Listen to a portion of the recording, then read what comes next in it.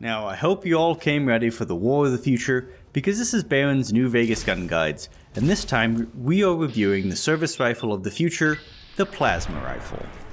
A returning look from Fallout 3, the Plasma Rifle finally frees itself from the Enclave's hands and is available to the masses.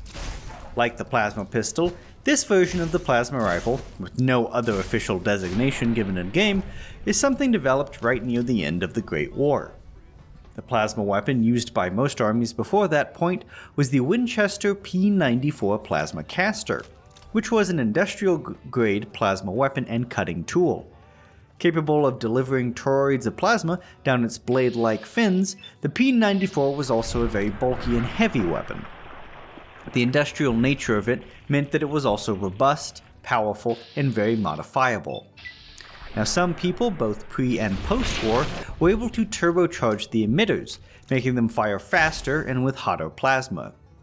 While the advantage of such a system was great, Colonel Moretti of the United States Army was very negative of its old and aging design, as well as its weight.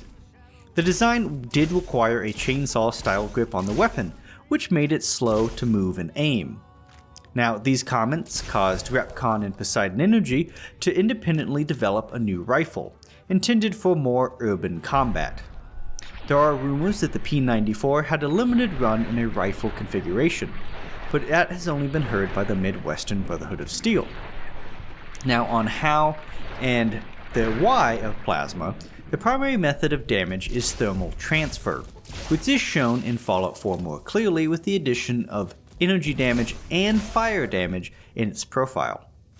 Plasma is capable of holding an incredible amount of heat, and there is a scenario where the plasma, in some cases with burning soft flesh and melting armor, can cause spontaneous, complete, and cascading dissolution of the target. All of the flesh can melt from the bone, or the target can be turned into little more than green goo. Now, this new urban plasma rifle was prototyped on the battlefield. Although without a casing or protection of its plasma injectors, that does seem like a hard sell. Maybe they have been stripped down since then, who knows. Either way, this new plasma weapon was a big success, allowing both Repcon and Poseidon Energy to fund more variants and improvements even as the war came to a nuclear end. The fact that Poseidon Energy had ties to the Enclave, and that the Enclave uses plasma more than any faction in the Wastes, is probably a real happy coincidence. However, the plasma rifles in New Vegas are all remnants of those projects, and new productions by the Enclave at the age of Fallout 2. But they do seem to lack the punch of the ones in the capital Wasteland, which were newer than the ones in the Mojave.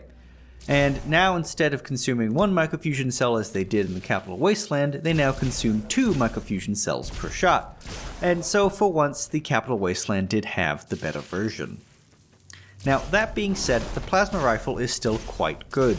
At 47 damage per shot, it is the more damaging than a sniper rifle, and 14 more damage than the standard plasma pistol. It, however, fires more slowly at only 1.4 shots per second, giving it a DPS of 65.8.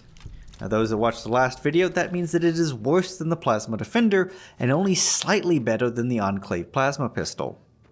With a capacity of 24 charges, or 12 shots, and a reload of 3, the sustained DPS is 48.7, which is pretty bad. But all is not lost, because with the high damage and innate -2 DT of the ammo, it means it performs more like the sniper rifle that it mirrors, intending for more single-shotting and double-shotting an enemy instead of sustained firing. Now, it does have the usual plasma projectile delay of 75,000 units or 107 meters per second, which on an unaware target is fine enough, and with a fairly good sized projectile can hit larger targets like Deathclaws even if they are very fast. Now, luckily, the plasma rifle has the best spread of any plasma weapon, at 0.2, which does lag behind the ballistic rifle, but you get what you get.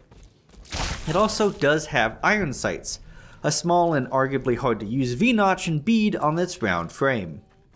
Now, sadly, it is expensive in VATs like the pistol, 30 AP for a single shot, which is an efficiency of 1.6, which is not bad for what it is, which is a starter weapon. But what really makes it shine is the crit chance. With a ×2 multiplier and double damage, the plasma rifle can easily do 94 damage and above given perks and sneak parameters. And perhaps that's a reference to the earlier rifle, and you can also do that crit damage with some consistency.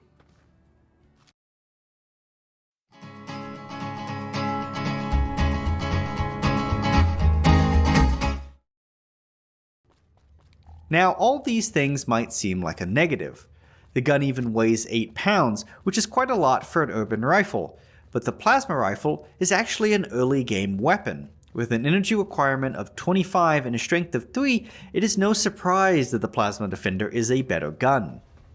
Either way, this rifle is a solid choice for any early game plasma weapon users, and it's definitely able to kill elite or difficult enemies.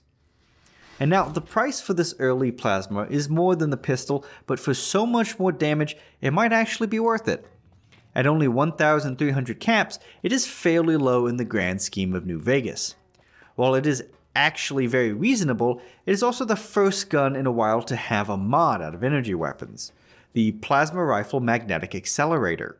This improves the long-range performance of the rifle by tripling the plasma bolt speed, and at only 800 caps, it is not too bad a price for a pseudo-plasma sniper. And moving at a 321 meters per second, it is close to some bullet velocities.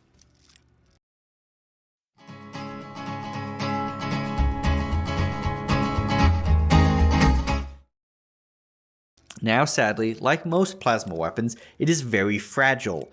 At 437 bulk shots, 370 standard shots, 245 overcharge shots, and 145 max charge shots.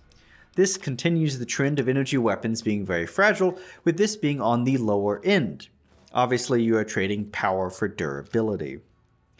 Now, the ammo, microfusion cells, again, are just another way to store the 1040.8 volt DC needed by these energy weapons. However, it is also the most expensive form of it compared to any of the pistols or even the heavier weapons. The standard ammo costs 3 caps per round and still gives you the -2 DT you expect from energy ammo. Overcharge costs 5 caps per round and can be made at a ratio of 3 standard for 2 overcharge. Again, this is a way to make money using energy ammo, but requires merchants. The overcharge microfusion cells do 25% more damage and reduce enemy DT by 5, but this does increase the wear on the gun by 50%. The max charge ammo costs 5 caps per round as well, but takes 5 standard for 2 max charge ammo. Now, max charge increases damage by 50% and reduces enemy DT by 10, which makes plasma complete overkill for killing in-game enemies with max charge ammo. Now, this does reduce the life of the rifle by 2.5 times, making it only for those fights you know the odds of before you start them, or whenever you need to kill something much faster than it can kill you. Now, bulk ammo is the last type and costs 100 caps for a box of 100, making it the cheapest way to feed your rifle, and it's the usual 85% damage and wear rate. Given the high damage of the plasma rifle, bulk ammo is probably one of the best ways to use it. Now, much like any other energy weapons, siding with the Legion or Brotherhood of Steel can net you quite a lot of ammo, although less than small energy cells, for those that really want to go for it.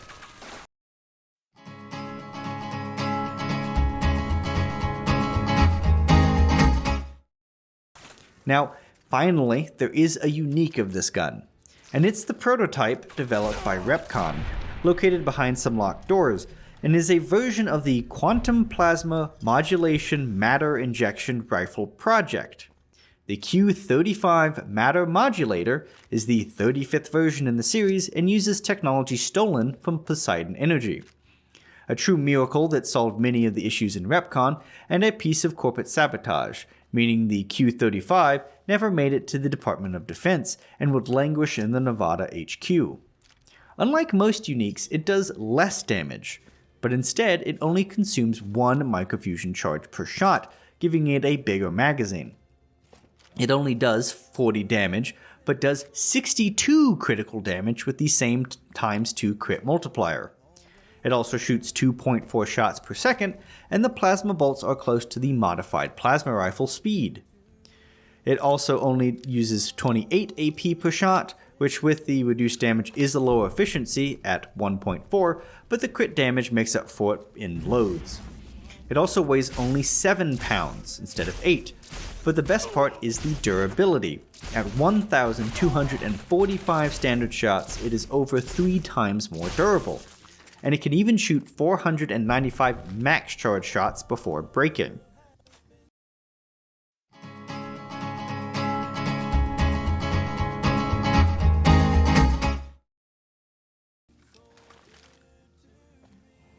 Now, unlike the plasma rifle, the plasma defender can be found all over.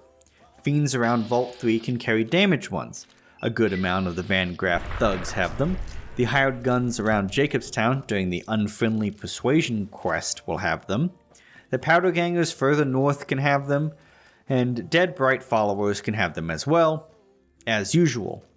Now, several examples can be found at the Hidden Valley Bunkers, Durable Dan Caravan, the Hurwitz Farmstead, Nipton, Repcon HQ obviously, Silver Rush, the Fort, and even the graves at the Yang Z Memorial. As for the people who sell it, the Vindertron, Gloria, and Briscoe can have them. If this doesn't go to show that it is a beginner's weapon, and it is everywhere, I don't know really what will. In conclusion, the plasma rifle is not like the one the Lone Wanderer used. It is weaker and more fragile, but is also much easier to get and has way more valid targets than most other guns that can be acquired in similar ways. At some point it might even become junk whenever you start hanging around Vegas more than a few times. But it is still a powerful weapon no matter how common it might be. But the perfected version is the Q35 Matter Modulator, a weapon that fixes several of the flaws and has an ocean of easy replacements for it. In my mind, while the base weapon might not deserve a place in an in-game arsenal, the unique one certainly is a strong contender.